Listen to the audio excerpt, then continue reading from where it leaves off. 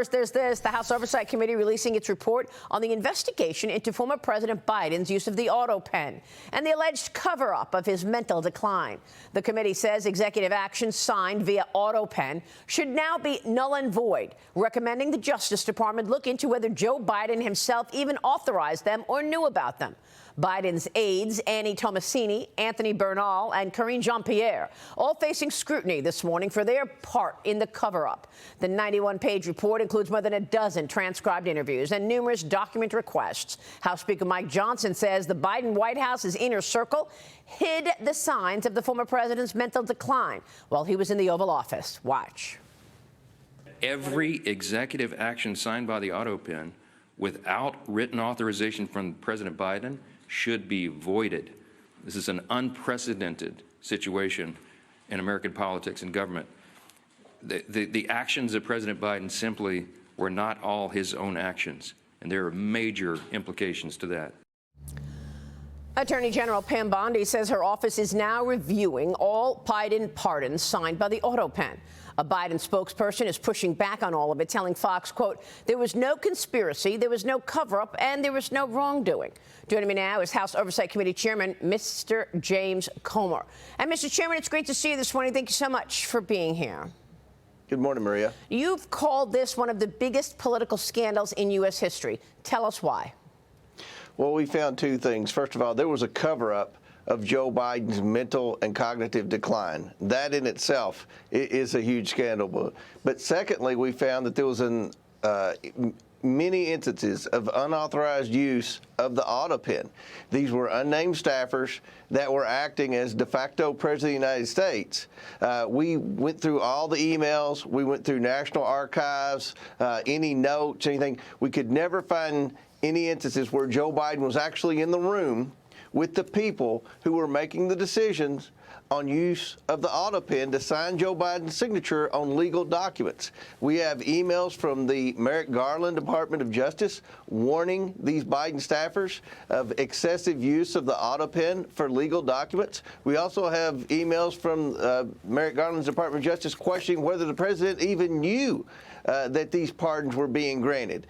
And in review, in all the hours of depositions, in all of the emails and all of the documents that we reviewed, never was there evidence that Joe Biden was involved in the decision-making. And even more, we had evidence, Maria, that there was an obvious cover-up of his mental decline. Staffers admitted that they talked about giving Joe Biden a cognitive test, but ultimately declined to do that for whatever reason. So I think that now, with what we've gathered, this is the heavy lifting. We've now passed this along to Pam Bondi and the Department of Justice, and we fully expect those pardons to be declared null and void. That is just unbelievable. I want to talk specifically about what's most important in terms of null and void, but on the cover-up, this is really extraordinary because it was all in plain sight for everyone to see.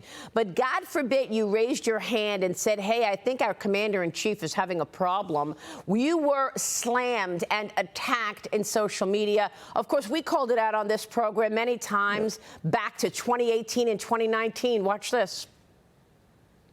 We know that Biden is weak. We're not sure about his mental capacity. We know somebody else is running things, but the alternative is even worse. Kamala Harris. How is that presidential story going to look? One concern the Democrats have for Biden 2024 is his age and health.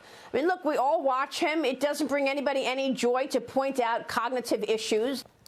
No, it didn't bring us joy, but we pointed it out anyway. Congressman, I want to get your take on what was most important. He signed a lot of documents. He signed a lot of the auto pen signed documents. The auto pen signed pardons. And what do you believe is most important in terms of policy that Joe Biden's auto pen signed off on? Well, they signed all of the executive orders during the lame duck session. When the 3 months between November, when Donald Trump won the election, and January, when he actually took office, there was a lot of activity with that auto pen. Ironically, 75% of the time, Maria, the auto pen was used, Joe Biden was in the White House. I mean, they weren't even communicating with him. He was either unable to sign a document on his desk in the Oval Office, or they just weren't even paying attention. They had just brushed him aside and were acting as President of the United States. But you had many executive orders that were signed to Trump-proof this administration, to make it harder to eliminate the Department of Education, to make it harder to bring the federal employees who have been at home since COVID back to work. These were intentionally done by the unnamed bureaucrats that were authorizing the use of the auto pen. Now, we also see the pardons that were signed. And look, right now, what Donald Trump's trying to do, what Pam Bondi and John Radcliffe and Kash Patel and all those guys have done, they've shined a light on the deep state abuses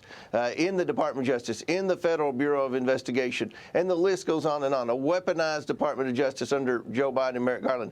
To hold these people accountable, it's been very difficult because many were granted pardons by the auto pen on the last day of the Biden presidency with no record that Joe Biden played any role whatsoever in the authorization of those pardons. So I think all those pardons, from Dr. Fauci to the Biden family to Adam Schiff, the January 6th committee, the list goes on and on and on. I think every one of those pardons signed with an auto pen with no evidence that Joe Biden was involved in the decision-making, I think every one of those can be declared null and void by the Department of Justice, and I think our evidence in the investigation will make that decision hold up in court. That is unbelievable. I mean, you're right. You had people like Liz Cheney and others in that January 6th committee reportedly destroying documents. We don't know what went on with the January 6th investigation. You're saying now that pardon is null and void, or should be null and void. You also had massive policies that affected the American people. All that spending, $7 trillion in spending, leading to 40-year high inflation, boys in girls' sports, a wide open border. Some of these things will be hard to undo because it's already documented that we've had 10 to 20 million people come in unvetted in this country, and they've committed serious crimes. But you're saying going forward, you will push for those documents and pardons to be null and void. Absolutely, and the evidence that we've accumulated, and this is hours and hours and hours of deposition, hundreds and hundreds of pages of documents pertaining to emails and notes and things like that, I believe that's enough evidence to hold up in court. Whether it be the Supreme Court or any court in the land, the evidence is there that there was a cover-up and that there was unauthorized use of the auto pen. That is a huge scandal. I would argue the biggest scandal in American history. And now the damage, some of the damage with respect to holding some of these people accountable. I mean, the president never even gave a statement or an interview as to why he pardoned the entire January 6th committee, or why he pardoned Dr. Fauci, or why he pardoned all of his siblings and their spouses. Of course, you and I know why he pardoned all those people. But if you're giving a pardon, two things you should be able to should be required to do, Maria. You should be required to sign it yourself, and secondly, stand in front of a TV camera and answer questions as to why you made that decision. Yeah. He has never made a public statement. That's unbelievable. About why he pardoned the overwhelming majority of those people, and he's never had to answer to a lot of those executive orders that were signed. Usually when a president signs an executive order, he does it in front of a TV camera. He answers questions just like we saw President Trump do. We've seen President Obama do it. The list goes on and on.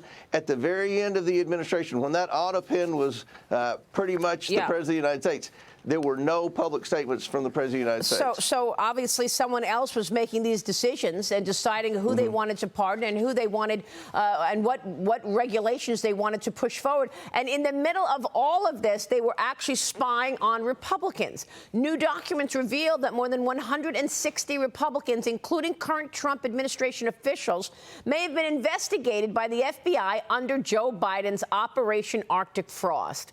White House Deputy Chief of Staff Dan Scavino, U.S. Pardon Attorney Ed Martin, and White House Trade Advisor Peter Navarro, all among the prominent GOP figures named in FBI files released by the House Judiciary Committee yesterday, Mr. Chairman.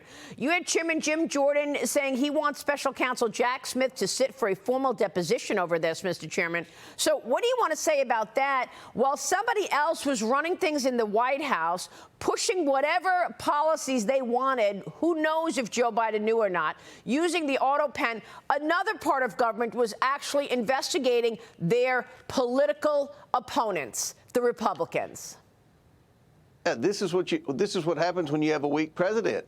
You have the deep state that takes control. The deep state are unnamed bureaucrats that are in positions of great power within various government agencies, and they have abused that power.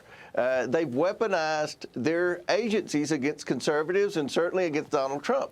The pardons, which were signed, ironically, prevented any type of accountability if Donald Trump's new administration were able to shine a light on this, which they have. Now, once the pardons are eliminated, then we can start seeing accountability. And I think that's what most conservatives, most people that work hard and pay taxes every day, that are frustrated with the current state of the United States Congress, especially in the Senate with Chuck Schumer and the Democrats, and they're so frustrated that we're finding the truth about all of these abuses of power, but no one is held accountable. One reason they haven't been held accountable is because of the pardons. The evidence that Joe Biden was not involved in the pardon process, that the staff hid his cognitive decline and had instance after instance of unauthorized use of that auto pen, that's enough evidence to get those pardons kicked out. And I hope that happens, and I hope we can finally see accountability.